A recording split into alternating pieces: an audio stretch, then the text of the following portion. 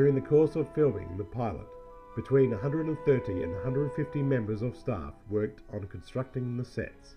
This reduced to 20 to 25 crew members. These teams were led by construction coordinator Tony iu8p, who had previously worked on Deep Space Nine and a number of Star Trek films in the same capacity. Although a number of episodes required specific sets to be built from scratch, the team would save certain elements to enable them to be reused in later episodes. A number of former Star Trek crew members joined the series at launch. Herman Zimmerman was recruited as production designer illustrator, having worked on Trek projects throughout The Next Generation, Deep Space Nine, and the feature films. Marvin V. Rush resumed his role as director of photography.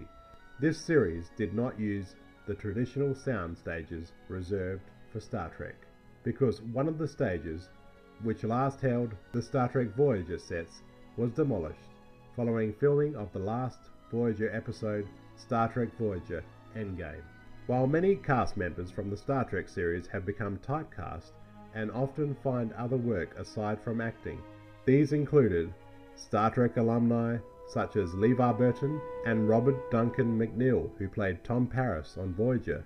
Roxanne Dawson was also announced to direct at the start of the series, having previously played B'Elanna Torres, also on Voyager. She went on to direct 10 episodes of the series. The show is quite different, and it's a different cast. It's a different premise.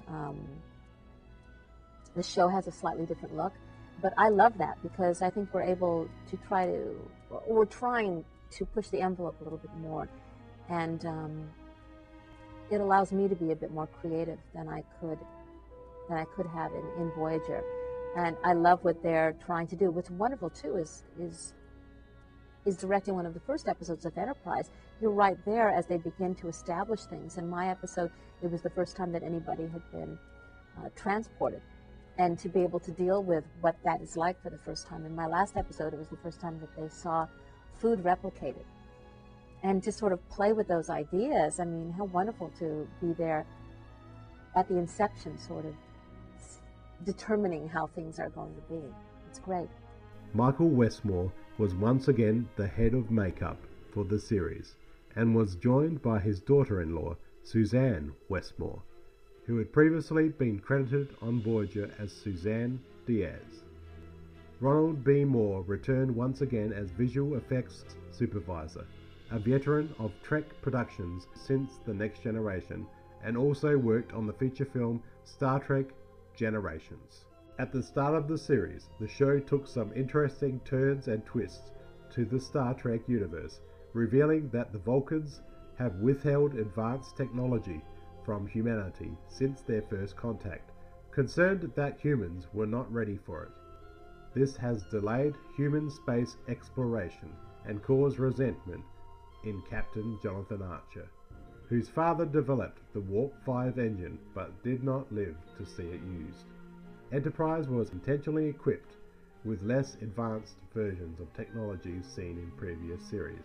The series also showed the crew making first contacts with a number of races previously seen in the franchise. Notably, the Klingons, who appear in the pilot Broken Bow, have the ridged makeup seen in the movie franchise and from Star Trek The Next Generation onwards, rather than the smooth-headed versions seen in Star Trek the original series. This particular change was attributed by Berman and Braga to advancements in makeup. They felt that contradictions in the continuity, such as the Klingon ridges, were unavoidable, as well as those involving technology. Advances in the real world now made mobile phones smaller than the communicators seen in the original series, and even desktop computers and monitors were more compact than those seen in Voyager. The second season saw deepening relationships between characters. For example, the friendship between Tucker and Reed, seen in episodes such as 2 Days and 2 Nights, and the relationship between Tucker and T'Pol that leads to romance in later seasons. The addition of the futuristic temporal Cold War element was added by Rick Berman to the series as a nod to the series The X-Files. Berman decided that the full story of the war would be revealed over the course of several years. Initially featured in the pilot episode Broken Bow, it featured the Suliban being manipulated by an unknown humanoid figure from the future, nicknamed Future Guy by the viewers. At the start of the series, Braga said that they did not have a plan for whom the character would turn out to be. 10 years after the end of the series, Braga stated on Twitter that Future Guy was Archer manipulating his own timeline. He and Berman had previously stated that the character was intended to be Romulan. Crewman Daniels, Matt Winston, introduced in the episode Coldfront, was revealed as an operative from 900 years in the future who was fighting against the forces, which included the Suliban. Archer found that he was being manipulated by those forces.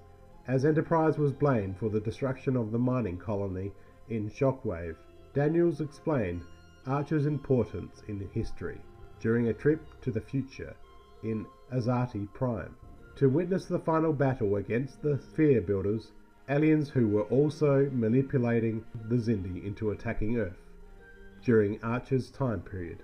In the closing phase of the temporal Cold War, Daniels sent the Enterprise back to the 1940s, following a temporal incursion by aliens who had altered the outcome of the Second World War to permit Nazi Germany to invade the United States. Once Vosk, the leader of the aliens, is killed, the timeline corrects itself.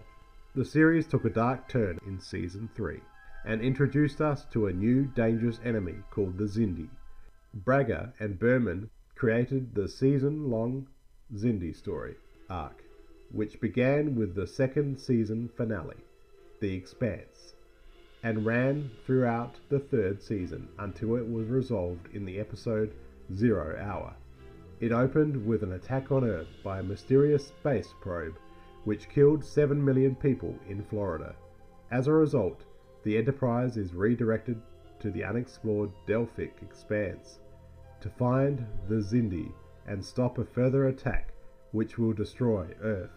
Although certain elements, such as the success of the mission against the Xindi, were pre-planned, others, such as the details of the actual enemy race, were not. At the time of the initial development, Berman and Braga weren't sure if the storyline would last for a whole season or for just half a season. Season 3 was in many ways a departure from the more uplifting, happier tone of past Star Trek shows. It was almost like a relief in some ways when Season 3 finished because it was such a dark season. The episodes for the fourth season were intended to lay the framework for the later creation of the Federation.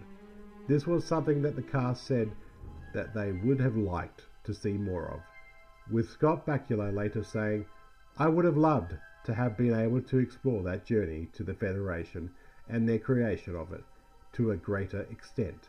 And I think that would have been just more fun for the audience, just better, longer storytelling." The foundation of the Federation was shown on screen in the final episode of the series, which was set several years after the rest of the season. The fourth season of the Enterprise saw a change of leadership, with Manny Koto taking over as executive producer and showrunner from Braga and Berman. What I needed from the first day on this show was Manny Koto, because Manny was a fan and a showrunner level person. And there's a difference. When I met with Brandon, I'm pretty sure that I, gushed about Star Trek. I couldn't hold back. I mean, I was not playing it very cool, I don't think. I had too much Star Trek history to not talk about it.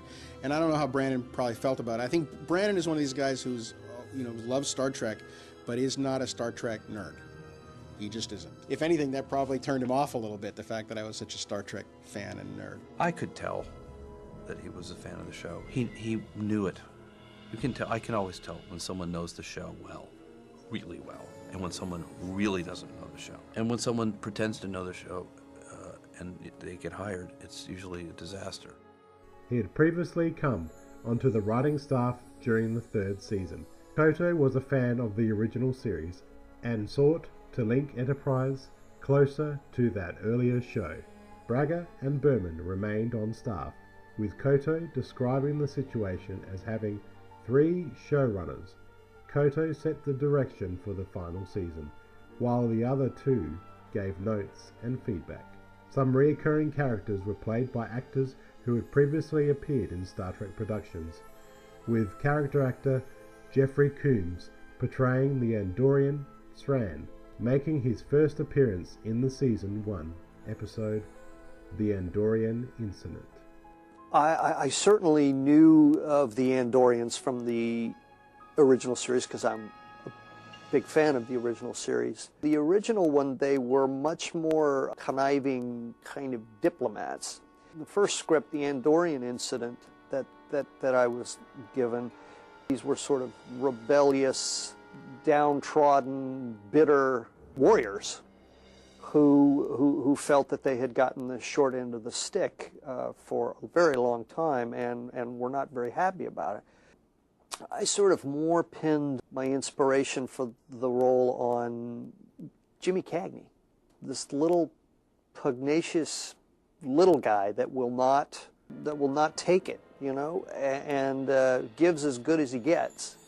Vaughn Armstrong, who played Admiral Maxwell Forrest, had previously appeared in a number of roles in various Trek productions, since his first part as a Klingon in the Next Generation episode Heart of Glory, and by the end of the Enterprise run he had appeared as 13 different characters in total. Throughout the production on Enterprise there were rumours that William Shatner would make a guest appearance. During Season 4 this idea was raised once again, suggesting that the Tantalus field, previously thought to be a disintegrator seen in the original series episode Mirror Mirror, actually sent its victims back in time to a penal colony in the regular universe. This in turn would allow Shatner to reprise his role as the Mirror Universe version of Captain James T. Kirk. The idea was pitched to Brannon Braga and Rick Berman. Instead, they pitched another idea back to the actor, in which he could play the chef of the Enterprise, who was taken to the future by Daniels and required to impersonate Kirk. After they couldn't settle on this idea, the Mirror Universe concept was reworked into the 2-part episode In a Mirror Darkly. The captain's chair used in the 4th season was originally from the Enterprise E bridge set, in a deleted scene from the ending of Star Trek Nemesis, which included Star Trek Enterprise actor Stephen Culp, who had played Major Hayes in Enterprise's 3rd season. Fans were resigned to cancellation at the end of the 3rd season, but were surprised when the series was renewed, which was due in part to a reduction in the fees Paramount were charging UPN on a per-episode basis. However, Enterprise was moved to a slot on Friday evening, the same night that the original series was broadcast, during its own 3rd season before it was cancelled. On February the 3rd, 2005, it was announced that Enterprise had been cancelled. This news was passed to the cast and crew during the 6th day of production on In a Mirror Darkly. The end of the series marked the first time in 18 years that no new Star Trek episodes were scheduled for broadcast, and Enterprise was the first live-action series of the franchise since the original series to last less than 7 years. Really, our last episode was trying to jam 3 years of what they had hoped to do with our show into one last episode. Again, impossible to do. I had a whole Federation story to bring together and create, so we got a couple of Andorians in a room and a couple of Zindies, and we all shook hands, and that was it. The Federation was born. So it was shorthanded. I think they used that device. I wasn't as upset about it as I think Jonathan and Marina were, but again, I wasn't asked, so I went along with it. Braga said that after 18 straight years on the air and 750 some episodes, the current run of Star Trek is over, which is a good thing. It needs a rest. He added that he wasn't sure how long Star Trek would be off the air, but called it a gestation instead of a cancellation. The cancellation resulted in protests by fans, both at Paramount Studios and around the world as well as online. The website entitled TrekUnited.com was set up to raise funds for a fifth season, but failed to do so with the money refunded after the unsuccessful campaign. A total of $32 million had been raised. Several years later, the possibility of a fifth season was still being discussed, with Braga suggesting that fans could prompt Netflix into producing a new season of Enterprise by watching the existing 4 seasons on the service. This resulted in a Facebook campaign set up to promote the idea of a fifth season. With the cancellation of Star Trek Enterprise, Star Trek had a huge fan base, but seemed less popular, especially after the Next Generation film Star Trek Nemesis doing so terribly. Star Trek seemed to be in dire straits. Fortunately, with J.J. Abrams' 2009 reboot, Star Trek, new life was breathed into the Star Trek franchise. A second film, Star Trek Into Darkness, was made, and with the 50th anniversary in 2016, Star Trek Beyond was made. And in 2017, a new Star Trek series already in production is coming called Star Trek Discovery. There seems to be more new hope again for the franchise. Enterprise was one of those promising shows. The characters were great and the writing was excellent. Sadly, the very last episode seemed to finish in a hurry due to cancellation. It was very disappointing. Killing a major character in the 4th season didn't help either. Enterprise was certainly unique and thrilling to watch, and was memorable, and since its cancellation has become a much beloved show. My name's Jonathan Bark. Thanks for watching. Recruited as production designer illustrator, having worked on Trek projects throughout the Next Generation, Deep Space Nine, and the feature films. Marvin V. Rush resumed his role as director of photography. This series did not use the traditional sound stages reserved for Star Trek, because one of the stages, which last held who had previously worked on Deep Space Nine and a number of Star Trek films in the same capacity. Although a number of episodes required specific sets to be built from scratch, the team would save certain elements to enable them to be reused in later episodes. A number of former Star Trek crew members joined the series at launch. Herman Zimmerman was